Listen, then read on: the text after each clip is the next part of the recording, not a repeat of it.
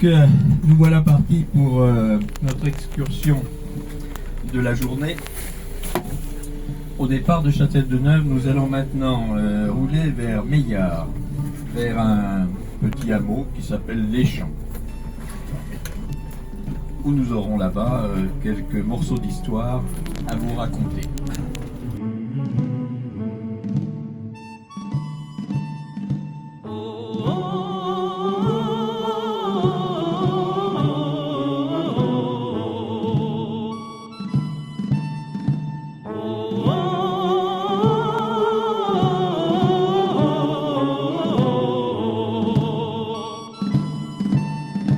Ami, entends-tu le vol noir des corbeaux sur nos plaines? On est aujourd'hui. Derrière, il y a un QR code. Vous vous dépêchez de le flasher, d'ouvrir l'application qui va avec. Il y a un quiz. Vous aurez sur ce lieu-là une petite série de questions. Si vous voulez avoir le petit fascicule du voyage d'aujourd'hui, faites passer ces codes-là. Entre la défaite de juin 40 et finalement la libération du territoire jusqu'à la fin de l'année 44, début de l'année 1945. Et c'est un peu là-dessus, dans ce monde-là, ou dans cet univers-là, qu'on va essayer de vous entraîner aujourd'hui sur différents lieux autour d'ici, qui sont des témoins de cette action de la résistance. En fait, l'intérêt pour nous, c'est le pont que l'on voit là-bas. Le pont de Châtel-de-Neuve, il marque un peu l'histoire de la guerre. Il a été détruit en juin 1940. Face à l'avancée allemande, la plupart des ponts sur l'Allier ont été plus ou moins endommagés pour ralentir l'avancée. Mais c'est le début de la situation de la France, vaincue, signant l'armistice, dirigé par le gouvernement de Pétain. Et c'est vraiment à ce moment-là que la résistance va exister. Les gens qui vous accueillent font partie d'une association qui s'appelle l'ANACRE, Association nationale des anciens combattants et amis de la résistance. Et le secteur qui vous accueille aujourd'hui sur le bocage bourbonnais, c'est le comité local Meillard-le-Monté. Constatation bien simple, on est là sur le plateau, si vous y regardez de plus près. Eh bien, on est là sur l'amorce d'une vallée de 80 mètres, près de 100 mètres de dénivelé.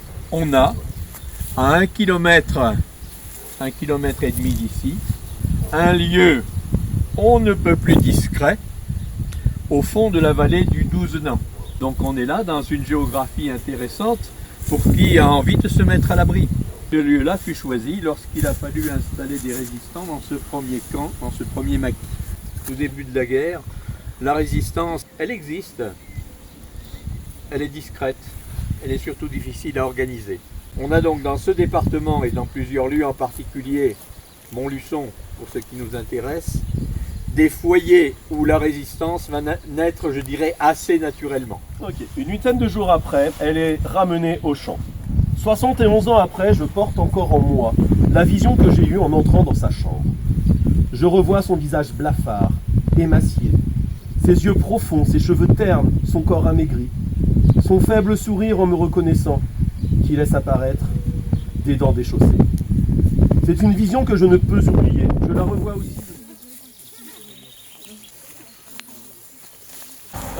On est sur un lieu de notre parcours de mémoire de la résistance qui célèbre un autre maquis, un autre camp. On vous a parlé tout à l'heure du camp Hoche. Là, on va parler du maquis ou du camp Daniel Casanova. C'était ce qu'on appelait un maquis itinérant. Il ne s'est pas installé à un endroit de façon longue, mais il a bougé. Le rassemblement, il s'est fait en forêt de Moladier. Il y aura entre 80 et 100 combattants dans ce maquis Daniel Casanova. Je vous ai dit qu'il était itinérant parce qu'il s'est d'abord, donc il s'est implanté ici, il s'est lancé ici.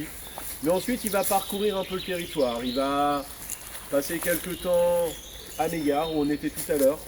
La plus symbolique de ces actions, elle a lieu le 14 juillet 1944. Un groupe de maquisards réquisitionne un bus et fait le tour du canton pour défiler aux couleurs de la France. Avec comme objectif, montrer à la population que la victoire était proche, donc essayer d'inciter une action de la population, mais aussi montrer aux ennemis que leur défaite à eux était aussi proche. Ça attire du monde, hein. À Souvigny par exemple, il y a 1 millier de personnes qui assistent au défilé des résistants du maquis Daniel Casanova.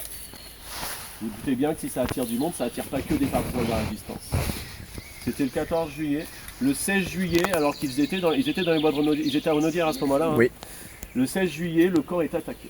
Lucien Deprel, qui connaît parfaitement les lieux avec les deux frères Orambou, qui va conduire l'intégralité des hommes. Donc on est Une soixantaine. une soixantaine à ce moment-là, ouais. À travers champs, se cachant derrière les haies du bocage bourbonnais, se couchant dans les blés pendant plusieurs heures. Ils sont attaqués dans l'après-midi, c'est ça? Oui. Et ils arriveront la nuit bien tombée à se réfugier dans des fermes aux alentours. On retiendra de cette résistance qu'elle a bougé, qu'elle est venue d'ailleurs, qu'elle s'est rassemblée ici, mais qu'elle est aussi partie d'ici pour aller agir ailleurs. Les branches de bois sur notre arbre de pierre, c'est aussi cette volonté de symboliser le mouvement de ces corps de résistants. Aujourd'hui encore, personne ici ne peut être sûr qu'il n'y a pas d'autres éléments de la mémoire que nous allons ressortir de l'ombre et de la poussière. Mais ce sera votre boulot, c'est plus le nôtre, maintenant on est trop vieux. Et jusqu'à il y a quelques années, j'ignorais complètement l'histoire de cet homme-là.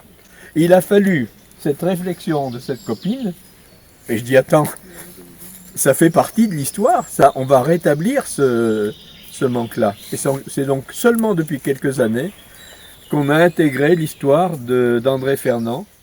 D'accord. Et donc en dessert, ce sera un gâteau de soja avec une goutte de vanille. Donc pareil, c'est sympa, le gâteau de soja, je sais pas si vous connaissez. Ah, c'est du haricot de mon goût. La guerre, la mine.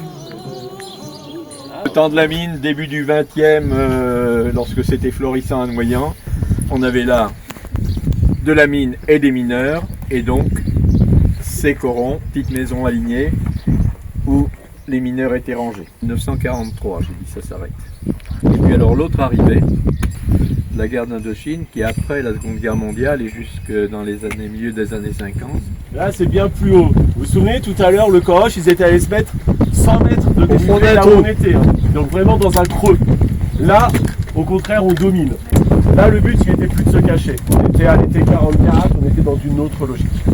Il a été attaqué le 18 juillet 1944.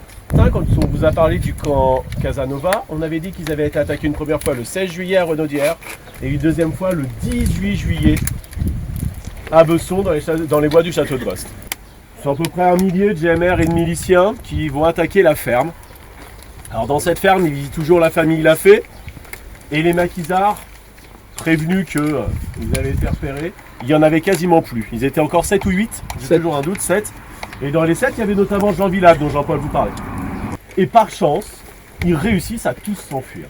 Après avoir vidé leur chargeur, ils arrivent à trouver un endroit par lequel ils vont réussir à passer et à s'enfuir, tous les 7 sans aucun problème. Ce qui est intéressant avec l'histoire de Villars, c'est que une fois les résistants partis, c'est pas terminé. Il y a 1000 personnes qui viennent là, il y avait des maquisards, on leur a tiré dessus, ils vont tout fouiller. Mais ils vont aussi sortir la famille Lafay, des fils Lafay qui étaient là, qui racontent qu'il y a un des miliciens qui à un moment, énervé de trouver aucune arme, de voir louper les résistants, et il prend une grenade, il commence à vouloir la dégoupiller pour faire sauter la maison. Et là, il y a un de ses responsables qui va le retenir au tout dernier moment. On voit bien à quel point, à ce moment-là, alors là, c'est pas les Allemands, mais c'était les forces du régime de Vichy, étaient à cran, entre guillemets. À quel point ils réagissaient, ils pouvaient rentrer très vite dans la violence. D'ailleurs, certes, la maison n'a pas été détruite, mais en partant, l'écurie, la grange, et il y a un tir de mortier, elle prend feu. Et, la maison aussi. Hein. La maison aussi. La maison a été brûlée. Quand on s'intéresse à Villars, il y a un personnage dont on aime bien parler en plus de Jean Villard, parce que c'est un type de personnage dont on parle pas beaucoup. Elle s'appelait Nancy Wake. C'est une journaliste australienne venue en Europe dans les années 30. Elle avait même de mémoire réussi à vous voir un entretien, une interview entre guillemets d'Adolf Hitler. Et qui, au début de la guerre, va s'engager au sein des services secrets britanniques, le SOE. Et c'est à ce titre-là que, la première fois, ça doit être quand même en 44, elle n'a pas dû être avant, elle est parachutée avec son agent de liaison, son agent radio, entre guillemets, au sud de Série. Au sud de Série, au nord-ouest du département. Et là, d'ici, elle va prendre contact avec le groupe Vilchenon, qui avait des capacités en radio de mémoire aussi, c'est pour ça que c'est ce groupe-là qui était lié, pour pouvoir, son rôle, avec Farmer, son compagnon, entre guillemets, c'était de pouvoir récupérer les messages qui informaient des parachutages d'armes pour pouvoir aller au bon endroit au bon moment et récupérer les armes. Elle va avoir un rôle assez important de gestion de la résistance. Elle ira à plusieurs reprises au Montmouchet parce qu'une partie de ces armes est à destination du Montmouchet, on vous en reparlait ce matin. Ce rassemblement, entre guillemets, ce groupement de résistants qui devait se préparer au combat de la libération. Et sans épiloguer beaucoup sur Nancy Weck, moi il y a une anecdote qui me plaît beaucoup avec elle pour montrer à quel point, parce que souvent la question qui nous est posée, parce que c'est vrai qu'on ne parle pas beaucoup des femmes dans la résistance, parce qu'elles avaient souvent un rôle un peu particulier, mais elles pouvaient aussi avoir un rôle fort et un rôle presque dominant. Cette anecdote, elle a lieu au moment des combats de libération de la ville de Montluçon. On va dire la veille des combats, les résistants sont regroupés, les résistants qui venaient du Cher, de la Creuse, de l'Allier, il y avait notamment le groupe Villechenon dont on parlait, sont regroupés sur les hauteurs de Saint-Victor, sur les hauteurs de Montluçon. Et parmi eux, il y avait un résistant, Roger Vénua, qu'on a aussi bien connu, et qui nous racontait qu'il revoyait très bien la scène. Les résistants sont regroupés, ils se préparent à combattre le lendemain. Et là, il y a le chef de la gendarmerie de Montluçon qui vient se rendre avec ses hommes, en leur disant « on se met de votre côté ». Et là, Villechenon, c'est un peu un caractère bien trempé. Dans sa tête, il a dû dire un truc tout bête du « ça fait des années que tu nous pourchasses, que tu nous tires dessus, que tu essaies de nous arrêter, etc. etc. » Et là, parce que tu sais que tu vas perdre, tu te rends. Et il lui donne une énorme baffe. Et Roger Vénua nous racontait toujours qu'il revoyait les petites lunettes cerclées du chef de la gendarmerie voler à la suite de cette énorme baffe. Pointé l'entrejambe de Villechenon, elle lui a dit « tu recommences ça, je tire ». Nancy Weck, elle faisait 1m50, elle n'était pas très grande de mémoire, c'était une femme. En 1944, Villechenon était un chef de maquis, il avait quand même beaucoup d'hommes qui lui obéissaient, c'était un chef en plus, quelqu'un qui aimait bien s'affirmer comme chef. Et bien voyant Nancy Weck le menacer avec son arme, ça avait beau être une femme, elle avait beau être beaucoup plus petite que lui, il avait beau lui avoir des hommes derrière lui, il a rangé sa main entre guillemets et il a laissé le chef de la gendarmerie tranquille. Cette anecdote, elle montre bien aussi que voilà, ces résistants, ces femmes aussi dans la résistance pouvaient quand même avoir un rôle parfois très fort. Et Nancy Weck, en fait, si on en parle quand on est ici, c'est parce qu'elle a, vu qu'elle suivait le groupe Villechenon, elle a séjourné à Villars. Elle y a passé quelques temps. Ici, on n'a pas forcément eu beaucoup d'actions quand le groupe Villechenon était là, c'était pas forcément la logique. On sait par contre qu'il y avait des prisonniers avec eux, des gens qui avaient été faits prisonniers. Il y avait notamment une jeune femme, une jeune allemande, Tanja von Baden de mémoire, qui en fait était une espionne, qui avait essayé d'intégrer des maquis du coin pour essayer de les dénoncer après. Et quand elle a été prise, elle a été arrêtée, c'est le groupe Villechenon qui l'a gardée. Et de mémoire, Jean Villotte y avait participé.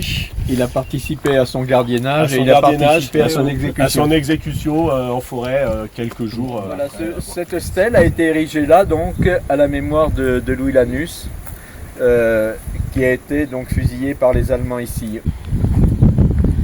Ces lettres, on a d'ailleurs eu la chance d'en récupérer quelques-unes parce qu'à la poste, il y avait un postier qui avait du nez et qui de temps en temps faisait main basse sur les courriers que le curé envoyait. Le résistant pris en possession d'une arme, qu'il l'utilise ou pas, Et là, pourra être exécuté immédiatement. ça illustre deux choses. Ça illustre à la fois les tensions de la haine entre les deux camps et ça illustre aussi la fragilité de ce qu'était la résistance confrontée à une situation comme celle-là. Dans cette période-là, la tension était extrême. Et là, on était sur la fin de vie de l'occupation et de la collaboration pétainiste qui a accentué sa pression, et sur la marche inéluctable vers la victoire et vers la libération. Cette marche-là, printemps 44 jusqu'au mois de septembre, c'est jalonné d'assassinats de ce type-là. La pression devient très forte, notamment avec le débarquement en Normandie. Et Tronger en est un symbole. Louis Lanus en est un symbole. On vient de voir son parcours tragique, son destin tragique, son manque de chance. Mais je dirais la journée tragique à Tronger, elle ne se termine pas avec l'exécution de Louis Lanus.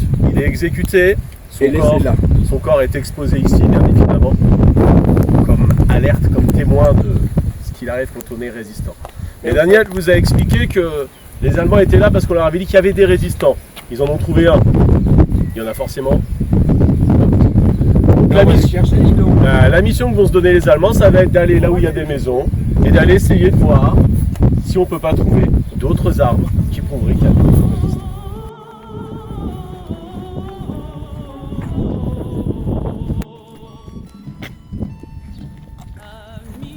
On est là devant un monument un peu particulier. Vous avez vu là-haut? Il est question de la Première Guerre. On est devant un monument aux morts. Mais il a quand même une singularité particulièrement intéressante, celui-là. Qu'est-ce qui surmonte ce monument? Est-ce que c'est un soldat, une victoire? Non, c'est un enfant. C'est un enfant aux mèches qui ne sont pas blondes, mais on peut les imaginer quand même, peu importe. Et cet enfant, il nous délivre un message. Vous pouvez le lire d'ici. Apprenons à supprimer la guerre. Je vous rappelle le déroulé de la petite cérémonie. Alors vous en verrez peut-être ailleurs des cérémonies patriotiques avec une autre allure que celle qu'on vous propose aujourd'hui. Sachez que dans notre association, le protocole a de l'importance, mais l'humanité en a beaucoup plus. Donc la façon de faire, c'est la nôtre. L'intention, c'est ce qui compte. Dans la cérémonie commémorative, on va d'abord déposer les fleurs. Ensuite, on va rendre hommage. Et c'est la parole que je vous proposais tout à l'heure de prendre, vous, devant ce monument. On a passé une journée ensemble. Vous allez repartir ce soir avec quelques souvenirs. Eh bien, ce que je vous propose, c'est que la prise de parole de cette cérémonie d'aujourd'hui, eh bien, ce soit vous qui la fassiez. Et vous allez tout simplement avoir à répondre devant nous à l'invitation de cet enfant. Nous allons vous laisser face à face avec cette jeunesse qui était sortie de la Première Guerre mondiale.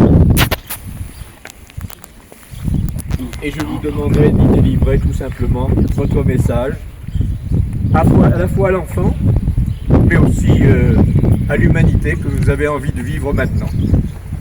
On est d'accord? Soyez simple, on n'a pas de règles, on sera heureux de vous entendre.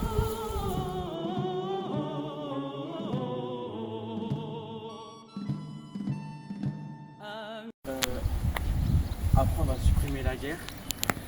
Il existe toujours des guerres et en perpétuant l'histoire de la Shoah et des autres guerres, on arrivera peut-être un jour à supprimer totalement les guerres. Qu'il repose en paix et que la guerre s'arrête. Qu'il y aura plus de guerre et que la paix durera le plus longtemps possible. Par rapport à la guerre, déjà parce qu'il y a les morts, ça se fait pas parce qu'ils n'ont rien demandé.